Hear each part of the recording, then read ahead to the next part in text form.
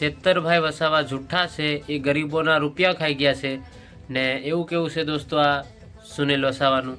જોહાર જય આદિવાસી દોસ્તો, બધા વિડીયો આ શેર કરે છે કે ચેતર વસાવા આવી ગયા છે, જેલથી આવી ગયા છે, પણ દોસ્તો હજી આવ્યા નથી ને આપણા સુનિલભાઈ વસાવા શું કહે છે આપણા ચેતરભાઈ વસાવાને કે ચેતરભાઈ વસાવા એક નંબરના જૂઠા છે ને બધા ગરીબોના રૂપિયા ખાઈ જાય છે। એ તમે એકવાર આભાર સુનિલભાઈ વસાવાના વિડીયો જોઈ લો। પછી ચંપાબેન વસાવા જે ચેતરભાઈ વસાવાએ ગાળો દીધી એ પણ શું રેલી કાઢીને કે છે, તમે એકવાર આ વિડીયો। જય આદિવાસી, જય જોહાર। હું સુનિલ વસાવા ચૈતર વસાવાને હું જાહેરમાં કહેવા માંગુ છું, મા સમાન ગણાતી મહિલા આદિવાસી દીકરી તાલુકા પંચાયતની પ્રમુખ હોય અને સામાન્ય સભામાં હવે ગમે તેવી ગાળો બોલે તે સાહી લેવામાં નહીં આવે। એટલે ચૈતર વસાવા સમજી જાય સાનમાં। મારે એ જ કેવું છે કે જયારે ધારાસભ્ય નહોતા ત્યારે એમના પણ 12 જેટલા કેસો દાખલ હતા અને ધારાસભ્ય પછી બી એમના પર કેસો સિલસિલો જારી રહ્યો છે। અને અગાઉ પણ એમને કોન્ટ્રાક્ટરને ધમકી આપેલી છે ફોન પર કે ભાઈ મારી ટકાવારી મારા પૈસા પહોંચાડી દે ને તારા ટાટિયા ભાગી નાખીશ। આ ધારાસભ્યની રીત છે? આ ધારાસભ્ય આવું વર્તન કરે? આ યોગ્ય નથી। તે બી આદિવાસી મહિલા પર મા સમાન ગણાતા મહિલા પર ગમે તે ભાષામાં ગાળો બોલે, માને પૂંજવામાં આવે છે આદિવાસીને, જેને ગમે તે ભાષામાં ગાળો બોલે તે સહી લેવામાં નહીં આવે।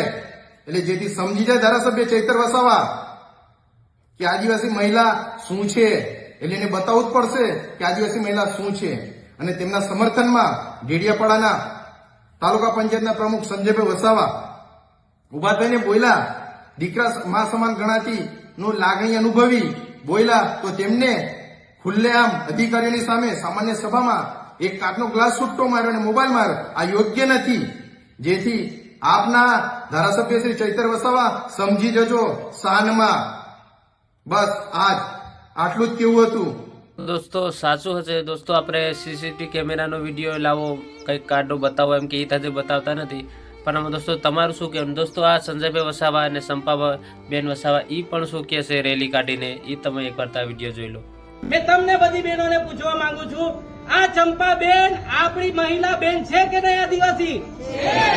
एनी जोड़े जे अपमान थयुं ते आपणे सहन करवानुं छे? તમને બધાની એવી બહેનો મેં કહેવા માંગુ છું કે ચૈતર વસાવાને આપણે કહેવું પડે કે તમને આ વિસ્તારના અંદરથી ખોબે ખોબા લોકોએ મત આપ્યા છે, પણ એ અધિકાર તમને નથી આપ્યો કે એક આદિવાસી બેનને તમે ગાળામગાળી કરીને વાત કરો। એક આદિવાસી યુવા જે આપણો પ્રમુખ છે, આપણે બધાએ મત આપીને એને છૂટીને મોકલેલો છે, ત્યારે એ વિસ્તારના પ્રશ્નોની રજૂઆત કરે છે તો આ ધારાસભ્ય પોતાની જાતને ખબર નહીં શું સમજી બેઠા છે, મારામારી કરે છે। એક ધારાસભ્ય તરીકે એમને શોભા આપે છે આ કામ કરવાનું? કે આવનારા સમયના અંદર જયારે આપણા વિસ્તારમાં આવે ત્યારે આપણે એને કહેવું પડે કે ચૈતર વસાવા તે એક ચંપાબેનની જોડે આજે દુર્વ્યવહાર કર્યો છે, ગમે તેવું બોલ્યો છે, તું આખી સમાજની બહેનો જોડે માફી માંગ। હું એક ગરીબ સમાજમાંથી આવેલો દીકરો છું, મારું કાચું ઘર છે, હું તમારા માટે કામ કરીશ। તમને બધાને મેં આજે પૂછવા માંગુ છું, ધારાસભ્ય બનીને 3 વર્ષ થયા, આપણા વિસ્તારના અંદર કેવી પરિસ્થિતિ આપણે બધા જોઈએ છે, પણ છતાં પણ વિસ્તારનો વિકાસ ના થયો, પણ ચૈતર વસાવાનો પોતાનો વિકાસ થયો। કરોડો રૂપિયાના બંગલા બનાવી દે છે, લાખો રૂપિયાની ગાડીઓ લઈ આવે છે, ક્યાંથી બધા પૈસા આવે છે ભાઈ?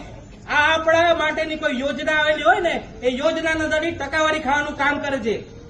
જાહેરના અંદર તમે બધાએ સાંભળ્યું હશે કે ચૈતર વસાવા કોન્ટ્રાક્ટર વખતથી પૈસાની ઉઘરાણી કરતા હોય, સાંભળ્યું છે ને બધાએ? ચૈતર વસાવા કહે છે પૈસા ના આપે તો તારા પગની ઢાંકડીઓ ફોડી નાખીશ। આવા ધારાસભ્યને આપણે જોવાના છે।